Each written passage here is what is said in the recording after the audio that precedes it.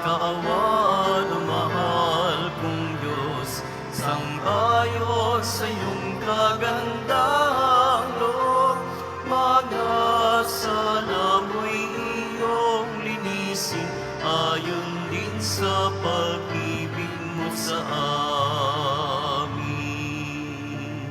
Sa ngalan ng Ama at ng Anak at Espiritu Santo, Amen. sumainyo ang Panginoon. At sumaiyo rin. Nasa ikapitong araw na po tayo ng pagnunubinaryo kay San Jose. Ang kanyang dakilang kapistahan ay sa ika-19 ng Marso. Mga kapatid, tinipon tayo bilang kaanib ng angka ng Diyos, kaya dumulog tayo sa mawaing Panginoong nagpapatawad ng lubos. Sinungong tagapagpagaling sa mga nagsisisi, Panginoon, kaawaan mo kami. Panginoon, kaawaan mo kami. Dumating na tagapag-anyaya mga makasalanan ay magsisi, Kristo, kaawaan mo kami. Kristo, kaawaan mo kami. Nakalukluka sa kanan ng Diyos Ama para ipamagitan kami, Panginoon, kaawaan mo kami. Panginoon, kaawaan mo kami. Kaawaan tayo ng makapangyarihang Diyos, patawarin tayo sa ating makasalanan at patnubayan tayo sa buhay na walang hanggan. Amen. Manalangin tayo. Ama naming makapangyarihang, sa pagganap namin sa 40 araw ng paghahanda, ang aming kalooban ay iyong pagindapatin para sa pagdiriwang ng Pasko ng pagkabuhay upang masaya naming maipahayag ang magandang balita ng iyong pagliligtas. Sa pamamagitan ng Kristo kasama ng Espiritu Santo magpasawalang hanggan. Amen. Magsiupo na po ang lahat. Pagbasa mula sa aklat ni Propeta Ezekiel. Bumalik kami sa pintuan ng templo. Sa ilalim nito'y may agos ng tubig papunta sa silangan. Ang templo'y paharap sa silangan. Ito'y nagmumula sa gawing timog na bahagi ng templo, sa gawing timog ng altar. Lumabas kami sa pintuan sa gawing hilaga at iniligid niya ako papalabas sa pintuan sa gawing silangan. Doon ay may mahinang agos ng tubig mula sa gawing timog ng hagdanan. Nagtuloy kami sa gawing silangan. May hawak siyang panukat. Sumukat siya ng 500 metro. Pagkatapos, lumusong kami sa tubig na hanggang bukong-bukong. Sumukat uli siya ng 500 metro at nang lumusong kami sa tubig, ito'y hanggang baywang. Sumukat uli siya ng 500 metro, ngunit yaon ay isa ng ilog at hindi na ako makalusong. Malalim ang tubig at kailangang languyin upang matawid. Sinabi niya sa akin, "Tao, tandaan mo ang lugar na ito." Naglakad kami sa pangpang ng nasabing ilog. Nang ako'y pabalik na, nakita ko ang makapal na puno sa magkabilang pangpang ng ilog. Sinabi niya sa akin, "Ang tubig na ito ay papunta sa dakong silangan, hanggang dagat na patay. Pag-abot nito sa dagat na patay, malilinis ang tubig nito. Lahat ng lugar na maaagusan nito ay magkakaroon ng lahat ng uri ng hayop at isda. Pagdating ng agos na ito sa dagat na patay, magiging tabang ang tubig ng dagat. Lahat ng lugar na abutin nito ay magkakaroon ng buhay.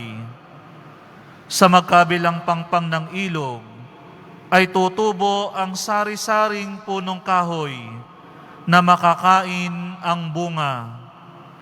Hindi malalanta ang mga dahon nito, ni mawawala ng bunga, pagkat ang didilig dito ay ang tubig na umaagos mula sa templo. Ito ay patuloy na mamumunga sa buong taon. Ang bunga nito ay pagkain, at gamot naman ang mga dahon. Ang salita ng Diyos. Salamat sa Diyos. Diyos na makapangyarihay, kapiling nating kanlungan. Diyos na makapangyarihay, kapiling nating kanlungan. Ang Diyos ang lakas natin at kanlungan, at handang saklolo kung may kaguluhan. Di dapat matakot, mundo'y mayanigman, kahit nasa dagat ang bundok mabuwal. Diyos na makapangyarihay, kapiling nating kanlungan. May ilog ng galak sa bayan ng Diyos, sa banal na templo'y ligaya ang dulot. Ang tahanang lungsod ay di masisira. Ito ang tahanan ng Diyos sa dakila, mula sa umaga ay kanyang alaga. Diyos na makapangyarihay, kapiling nating kanlungan. Nasa atin ang Diyos makapangyarihan, ang Diyos ni Jacob na ating kanlungan. Ano man ang kanyang ginawa sa lupa, sapat ng pagmasdan at ika'y hahanga. Diyos na makapangyarihay, kapiling nating kanlungan. Magsitayo po ang lahat.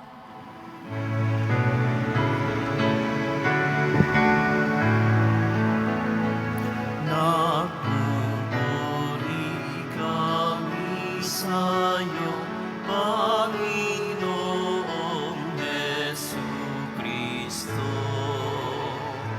Nagpupuri kami sa'yo, Panginoong Jesucristo. Diyos ko sa aking igawat, loobing tunay na tapat, puso ko'y gawin mong wagas, nang manauli ang galak, bunga ng iyong pagliligtas. Nagpupuri kami sa'yo, Panginoong Jesucristo.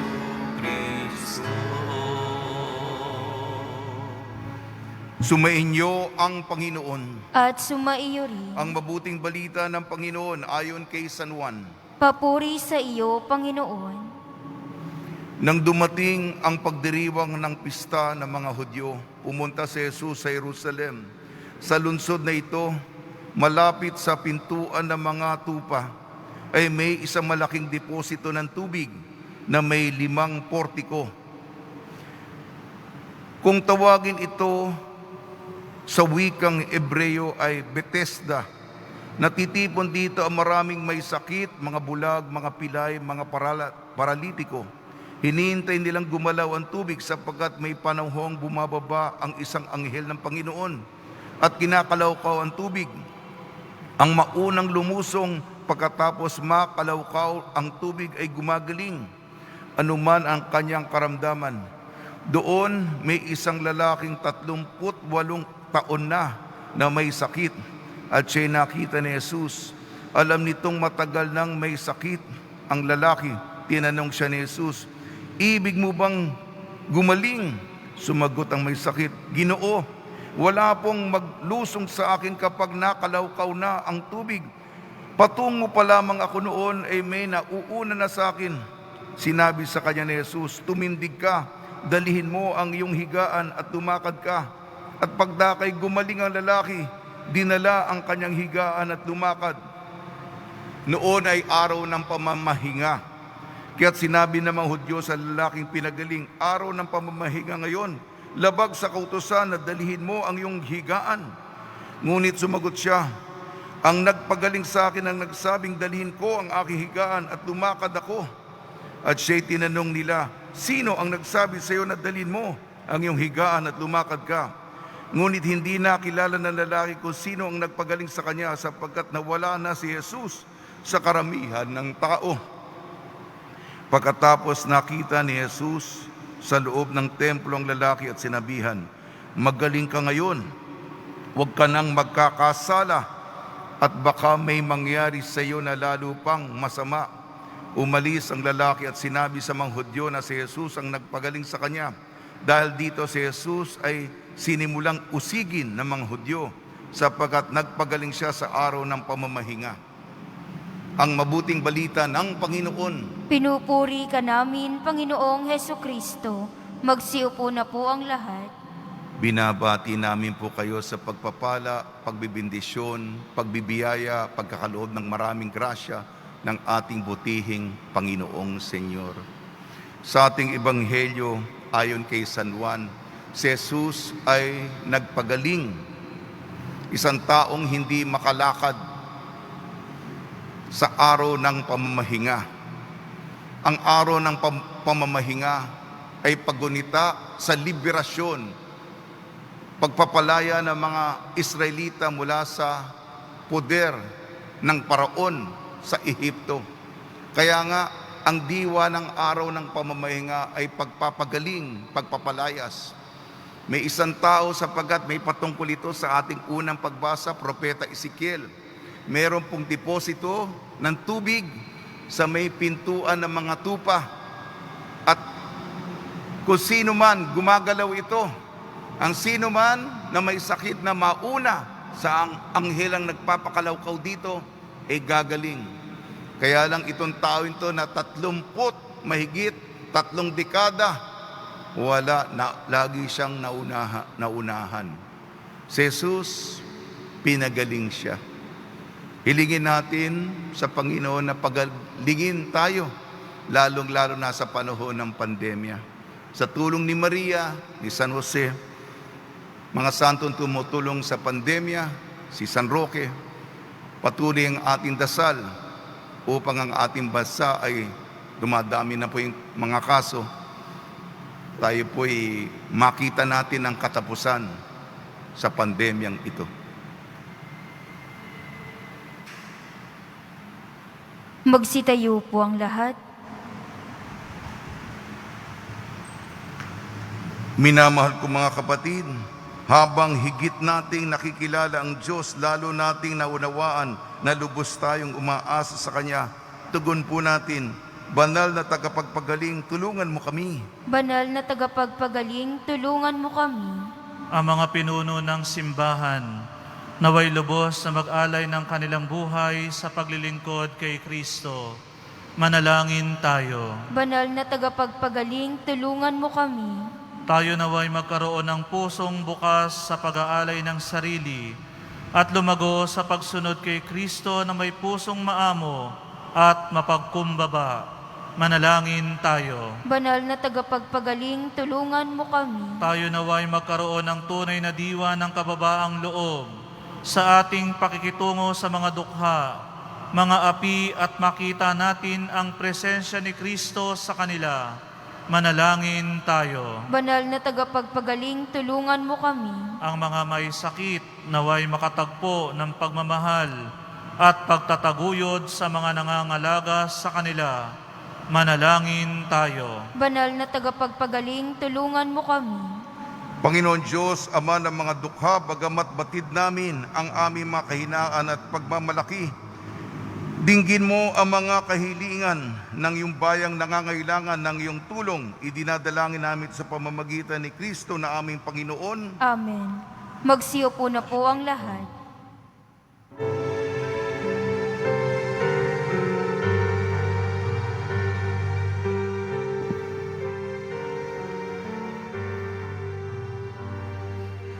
Buhay pagmamahal,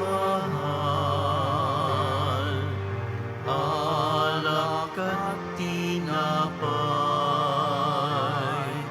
sana'y tanggapin mo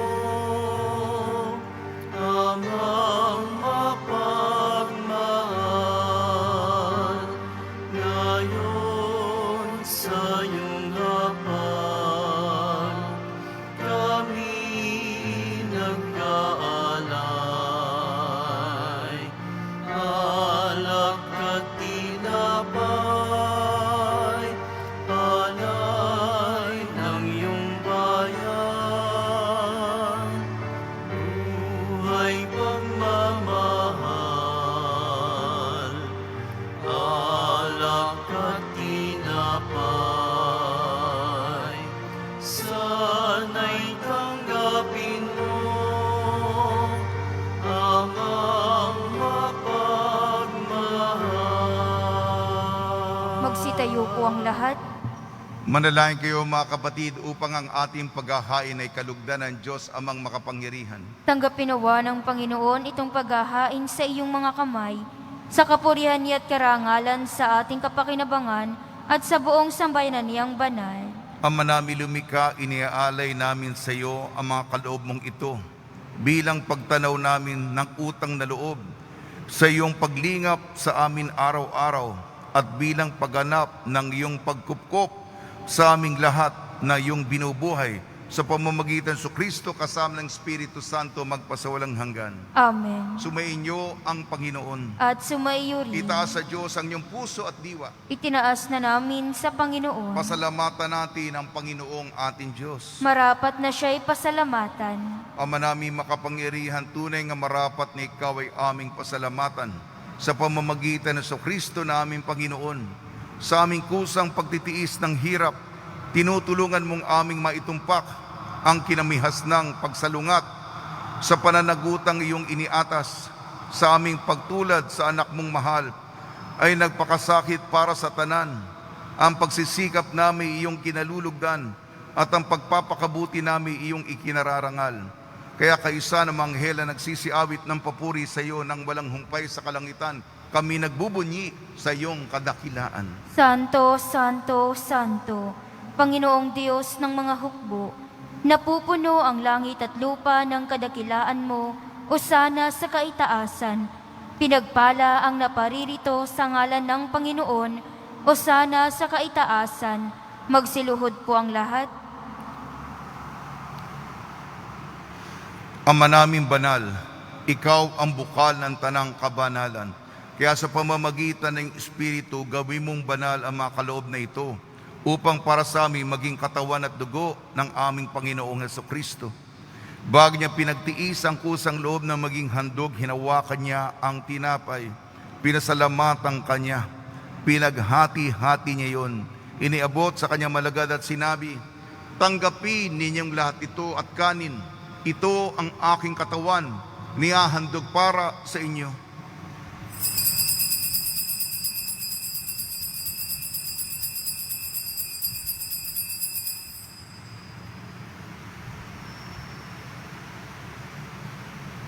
Gayun din naman nang matapos ang hapunan, hinawakan niya ang kalis, muli kanyang pinasalamatan. Inibot niyang kalis sa kanyang malagad at sinabi, tanggapin ninyong lahat ito't inumin. Ito ang kalis ng aking dugo, ng bago at walang hanggan tipan. Aking dugo ni bubuhos para sa inyo at para sa lahat, sa kapagpapatawad ng mga kasalanan. Gawin ninyo ito sa pag-alala sa akin.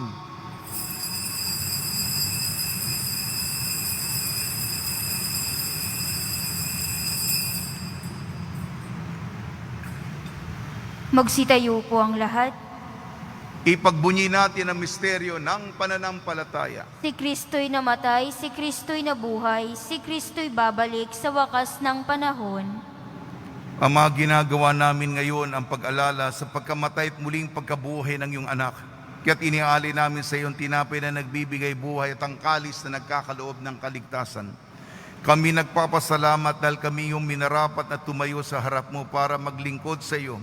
Isinasamo namin kami magsasalo-salo sa katawan at dugo ni Kristo ay mabuklod sa pagkakaisa sa pamamagitan ng Espiritu Santo. Ama, lingapin mo yung simbahang laganap sa buong daigdig. Puspusin mo kami sa pag-ibig kaysa ni Francisco na aming Papa, ni Broderick na aming tagapangasiwa at ng Tanang Kaparian. Alalahanin mo rin ang mga kapatid namin na himlay na may pag-asang sila'y muling mabubuhay. Gayon din ang lahat ng mapumanaw. Kaawan mo sila at patuloyin sa iyong kaliwanagan. Kaawan mo at pagdapating kami lahat na makasalo sa iyong buhay na walang wakas. Kaysa ng mahal na Birhing Maria na ina ng Diyos, Nuestra Señora de la Buena Hora, ng kabiyak na puso niyang si San Jose, kaysa ng mga apostol, San Aloysius Gonzaga, San Sebastian, San Lazaro, San Roque, ni San Juan Bautista at ang lahat ng mga banal na namuhay dito sa daigdig ng kalugod-lugod sa iyo. May pagdiwang nawa namin ng pagpupuri sa ikararangal mo sa pamamagitan ng anak na aming Panginoong Hesukristo.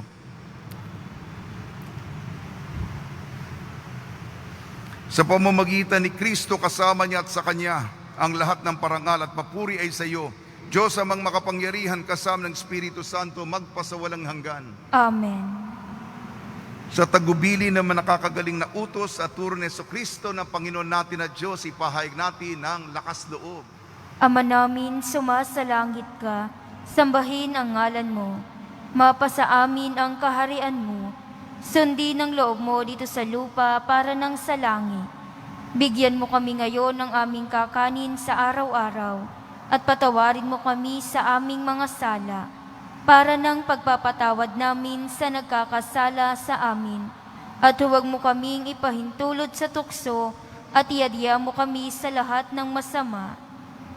Hinihiling namin kami iadya sa lahat ng masama, pagkalooban ng kapayapaan, araw-araw iligtas sa kasalanan at ilayo sa lahat ng kapahamakan. Samantalang aming pinananabikan ang dakilang araw ng pagpapahayag ng tagapagligtas naming si Jesucristo. Sapagkat iyo ang kaharian at ang kapangyarihan at ang kapurihan magpakailanman. Amen. Panginoong Jesucristo, sinabi mo sa mga apostol, kapayapaan ay iniiwan ko sa inyo. Ang aking kapayapaan ay binibigay ko sa inyo. Tungyan mo ng aming pananampalataya at huwag ang aming mapagkakasala.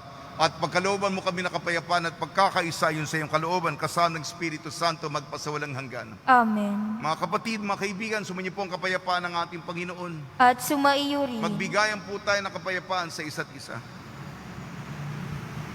Kordero ng Diyos na nag-aalis ng mga kasalanan ng sanlibutan, maawa ka sa amin.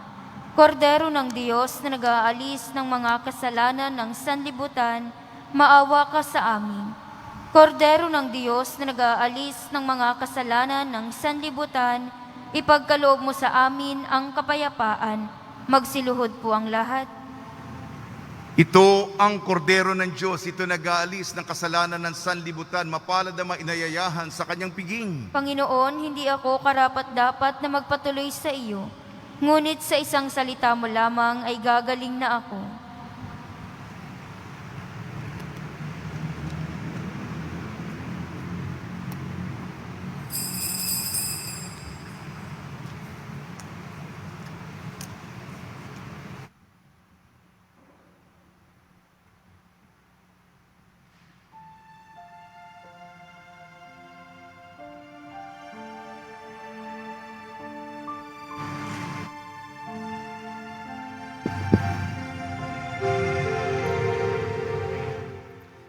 Tinanggap mo si Jesus at ang puso'y kay saya. Tinanggap mo si Jesus at ang puso'y kay saya. Pagkain kanyang bigay, komunyon tayong lahat.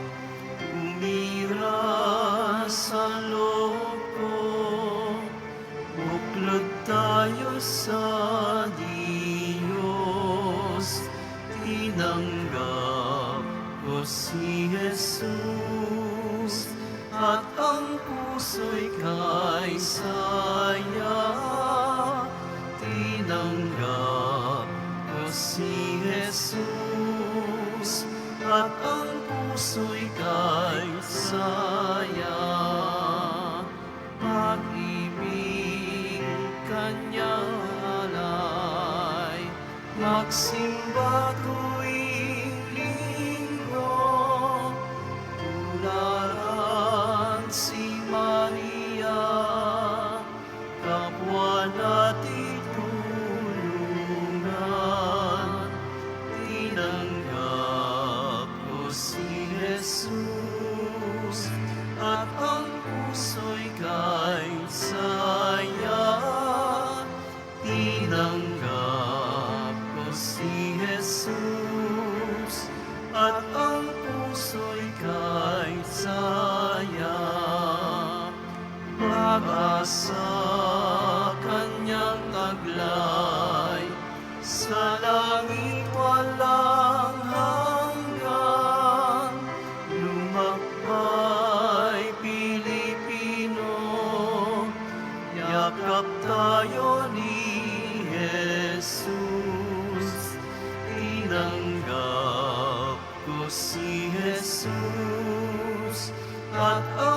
puso'y kay saya. Tinanggap ko si Jesus at ang puso'y kay saya. Magsitayo po ang lahat. Manalangin tayo. Ama namin makapangyarihan, gawin mong dalisay ang aming kalooban at panibaguhin mo ito sa aming pakikinabang upang ang tulong mo ngayon at sa hinaharap ay aming lubusang matanggap sa pamamagitan sa Kristo kasama ng Espiritu Santo magpasawalang hanggan. Amen. Panalangin kay San Roque. O pinagpalang San Roque, pintakasin ng mga may karamdaman, lingapin mo po ang aming mga kapatid na nasa banig ng karamdaman. Ang iyong pamamagitan ay sadyang makapangyarihan na nung ikay narito pa sa daigdig, marami ang gumaling dahil sa pag-antanda mo sa kanila ng kamahal-mahalang krus. Ngayong ikay nilulahati na dyan sa langit, nananalig kaming ang iyong pamamagitan ay lubhang magaling. Ialay mo po sa Panginoon Diyos, yaring aming mahinaing, at sa tulong po ninyo ay makamit ang kagalingan ng aming kaluluwa at katawan, pakundangan sa mga hirap at sakit ng ating Panginoon Kristo at inyo po mga panalangin. Amen. Senyor San Roque, panalangin mo po kami upang kami maidya sa salot ng COVID-19 at sa mga karamdaman ng katawan at kaluluwa. Senyor San Roque, panalangin mo po kami upang kami maidya sa salot ng COVID-19 at sa mga karamdaman ng katawan at kaluluwa. Senyor San Roque, panalangin mo po kami upang kami maidya sa salot ng COVID-19 at sa mga karamdaman ng katawan at kaluluwa. Pagbabasba sa mga deboto ng kanilang mga kahilingan at dasalan, mahal na poong Jesus Nazareno, inayag mo sa pamamagitan ng krus ang walang mali na pag-ibig ng Diyos sa sangkatauhan. Pakinggan mo ang kahilingan niyong angkan nagsusumamo sa iyo. Makamtanawa nilang iyong katugunan at tanggapin ang kasagutan na may utang na loob na tinatanaw. Basbasan din po ninyong mga daladala nila mga imahin at dasalan sa pamamagitan ng bendisyon nito. Naway maalala nila mga pangako nila nun sa binyag na ikaw ang nag-iibigan at paglilingkuran bilang Panginoon magpasawalang hanggan. Amen. Araw-araw po ako nagbibigay ng ulat sa inyo.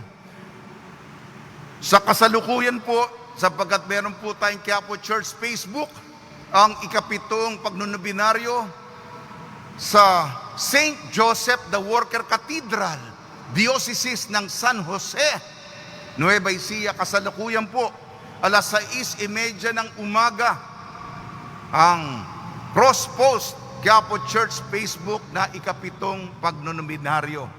Kaya tayo po'y patuloy na nagbibigay galang at pamimintuho kay San Jose. Mag-ingat po tayo mga kapatid. Huwag po tayong bumaba ang ating pagpapatnubay.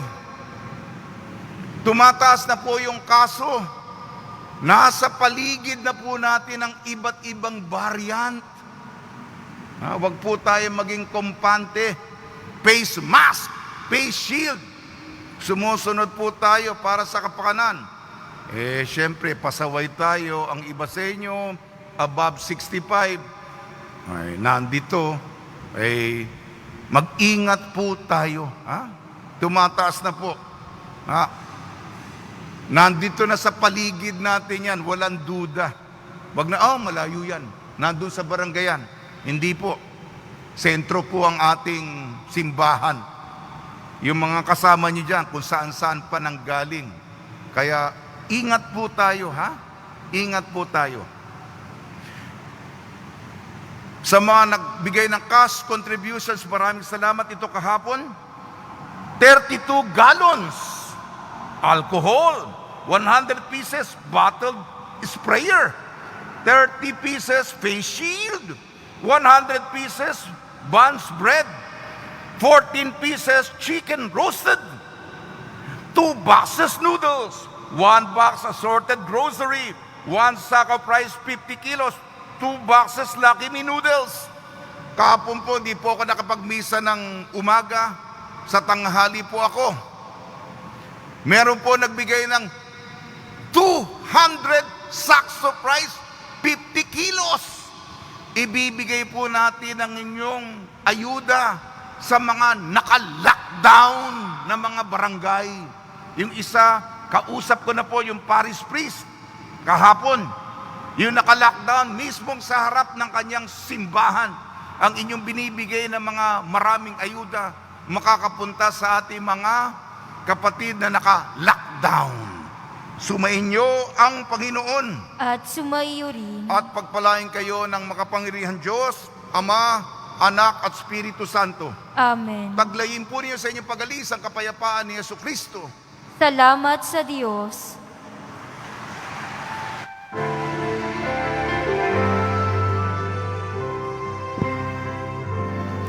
Nuestro Padre Jesus Nazareno, sinasamba ka namin, pinipintuho ka namin, aral mo ang aming buhay at kaligtasan. Nuestro Padre Jesus Nazareno, iligtas mo kami sa kasalanan. Ang krus mong kinamatayan ay sagisag ng aming kaligtasan.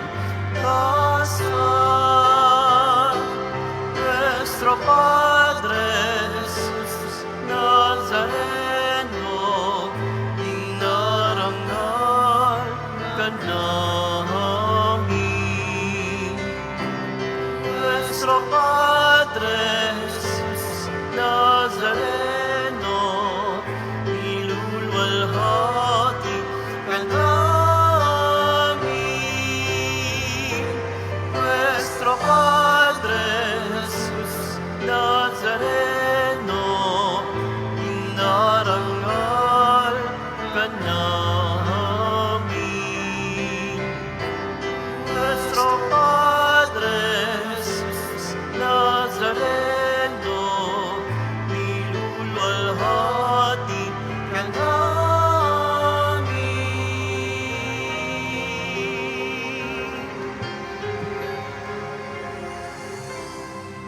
Magsiupo na muna po ang lahat. Isang magandang umaga po sa inyo. Maaari na pong tumayo at lumabas ang lahat ng mga nakaupo sa asul o blue na upuan.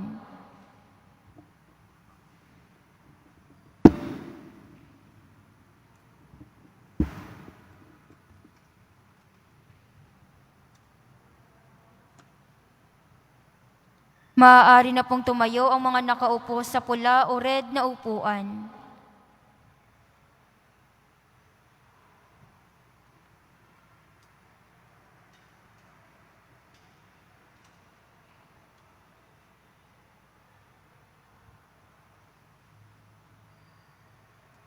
Maaari na pong tumayo ang mga nakaupo sa dilaw o yellow na upuan.